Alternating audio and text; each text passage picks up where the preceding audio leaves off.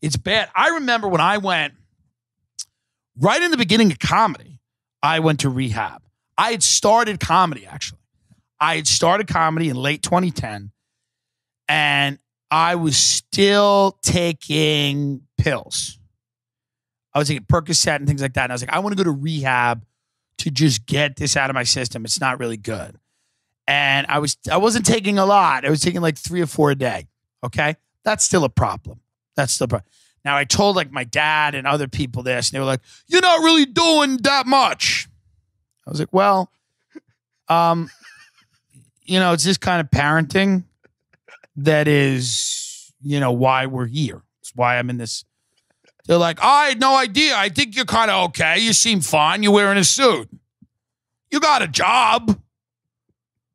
Is your job going to let you take off to go to rehab? I'm like, well, yeah, but I'm maybe going to die if I don't. So I should do that, right? Yeah, but you're not taking that much. Right, but it's progressive. I'll take more and more, right? I'm drinking and I'm doing all these other things.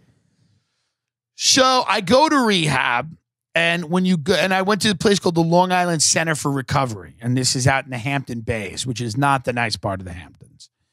And the Long Island Center for Recovery, I remember as soon as I pulled up, I took a train out there, and then I took a cab, and I'm at the Long Island Center for Recovery, and I feel like shit, right? You don't feel, you're in rehab. You're like, my life has become unmanageable. This is no good. Bad. This is bad. So, because I thought, I was like, well, if I come out of the closet and I start doing comedy, I'll be able to just use drugs and drink, and it'll all be fine. And that's not the case. You make all those deals. You go, well, if I'm just honest, I can do drugs, honestly. Can't we all just do drugs honestly together, like human beings, without these dark secrets? Let's just, we'll be on the other side of all this. I'm living my dream. I'm a comedian. It's going to be good. So what ended up happening, I go to Long Island Center for Recovery. I walk into the room. This is intake. Now, intake in a rehab is they're basically seeing how fucked up you are, what they need to do, what they have to do legally, what insurance is going to pay for. That's the big one.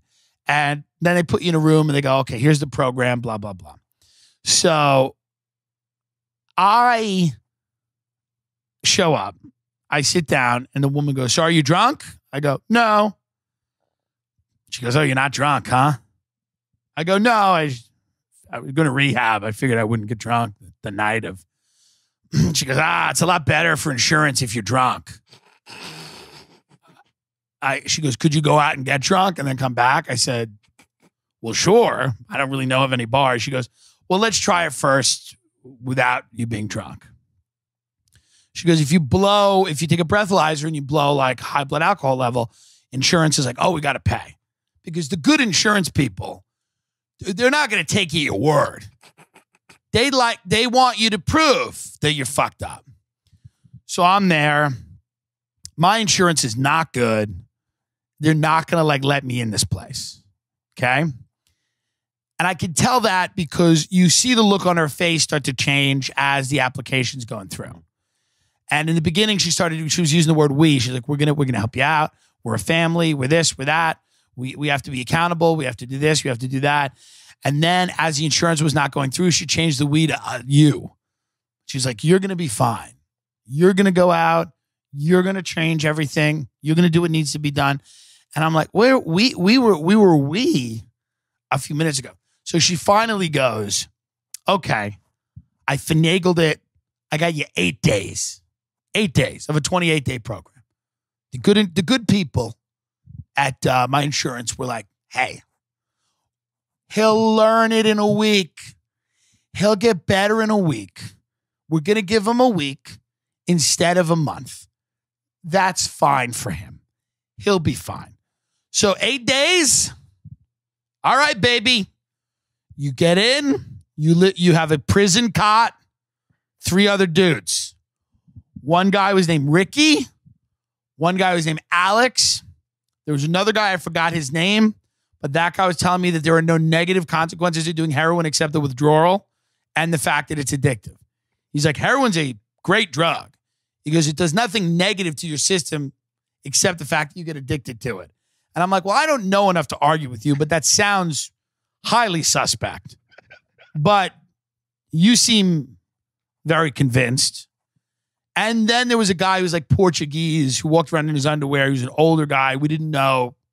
He like muttered to himself and would laugh occasionally. But we didn't know what his deal was. I think he was drying out. I think he was a drunk. I think so. When you're in rehab, you bond with people incredibly quickly because it's a prison situation. You wake up early in the morning, meth heads kick down your door. These ex-meth head bikers that ran the rehab. You got to go to an early morning meeting. You got to go have a shitty breakfast, and you got to go do dishes because you're working whatever on the thing, you know? And it's a rehab, so they're checking you for drugs. They're checking to see if you smuggled in drugs. You get pat downs, you get random searches, you get all that shit, you know? This one girl, this fat girl came in and she would keep packets of honey in the laces of her shoes and just take the honey out and just suck down the honey. And then, it was interesting. Somehow, it wasn't just honey, like she had somehow smuggled Xanax in to her shoes too, somehow. These people are very creative. Alex was a fun kid from Brookville, wealthy part of Long Island, part where my grandfather used to live. Alex was like a bro, Jersey Shore guy, had a hot girlfriend, rich mom. He's dead now. Killed himself. I mean, I don't know why. I think it was drugs. It was either drugs or he did himself in, but I think it was drugs. I think another one of those dudes is dead too. One of those guys, Ricky, invited me over to his house a week after we got out of rehab, and I sat down with him and his girlfriend. We watched Jeff Dunham's special, and they loved it. They were like, "You got to see Peanut," and I'm like, "Who's Peanut?" And they go, "Peanut's my favorite one of his puppets," and I'm like, "Well, what is it?" They go, "He's just this thing. He's just this funny thing." And Peanut's like a crazy, and his girl's like, "It's like a crazy baby. Peanut's like a crazy baby," she said. And I said, "Okay." I was sitting there watching the Jeff Dunham with them going, is this better than heroin? Like, is this better than getting a pay-by-the-hour motel and cutting up cocaine and blasting it till our mouths are numb? It can't be, right? That kid, I don't know if he made it through either. I mean, these people were all on Facebook. I mean, hopefully he's still alive. He was another one of those guys. He got out of rehab, but he was still like in the EDM scene. And I was like, yeah, this is not gonna. He's like, my passion is electronic music. I'm like, you got to get another passion. You got to switch. He's like, I'm going to be sober and it's going to take my music to the next level. I'm like, you can't, no. That's like being a drunk and getting out of rehab and being like, my passion is bars.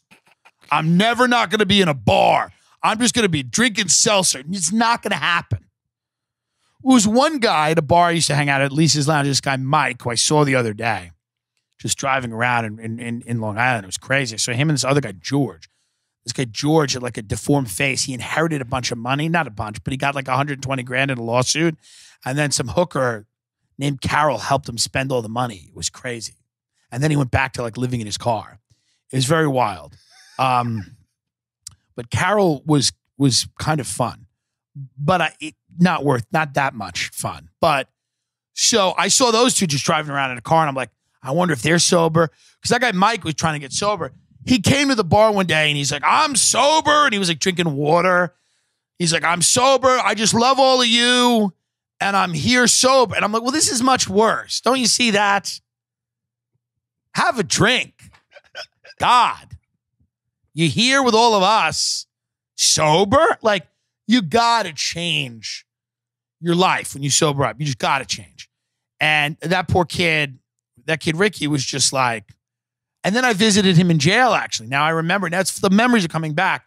He was in jail, and his girl's like, hey, he's in jail in East Meadow, in Long Island. Why don't you go visit him? And we I went in and I visited him and I was like, hey, how's it been? And he's like, well, you know, he's like, it's not fun here.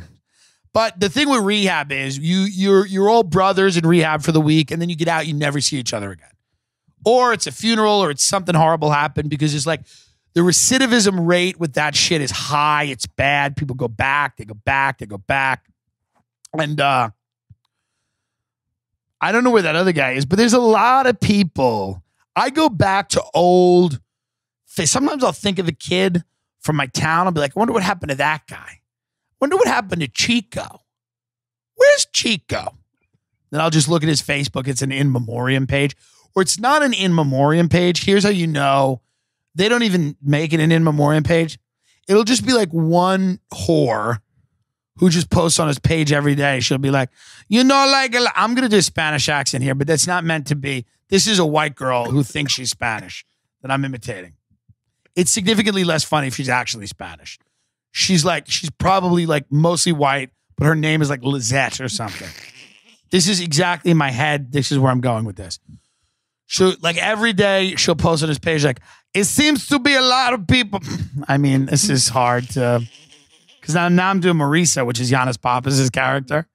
But that's the only Spanish voice I know. But so it will be a bitch who posts on his page every day. She'll be like, you know, it seems like a lot of people forgot about you, but I'll never forget about you. A lot of people forget. It's like, well, yeah, they can't post every day on his page. It's 5 years later. She's like, a lot of people forgot you, but I never forget you. And you could tell. So it's one chick that does this over and over again. And you go, oh, he's dead. Like, that's how you know he's dead. Because it'll be that one chick that keeps posting. I love you. I remember when we used to chill. When we used to chill like with each other. I never forget that time at the park. When I was 14 and you were 30 and you was fucking me on the stairs. I don't know. Listen, folks. I'm just saying that's how you know these people have passed on. It's just one girl over and over again. I love you. I'll always be remembering you. Okay. Move on. But it's difficult. I'm glad I got out of that, because for a lot of people, that's a lifestyle. Rehab's a lifestyle. It's what they talk about. It's who they are. It's what they're about. They know the good rehabs are better. Supposedly after I left the rehab, then the bad people came into it. It wasn't as fun. Like, we were all trying to get better. And then supposedly right after I left, a crop of people came in that had no interest in getting sober. And a lot of them were just court ordered, and they were just trying to sneak drugs in, and it became an issue. And it became like not a fun spot. You know, we were actually trying to not be, you know, fucked up. That, and after I got out of there, I was kind of done. I was really done with drugs. I mean, that was kind of it. I'm trying to think. I think I tried to smoke pot a few more times after that, and I was like, I just can't do it. But fucking panic attacks. You know, if you need, go get a potato and put a Marlboro Light in its mouth and watch that, and then press play on your phone.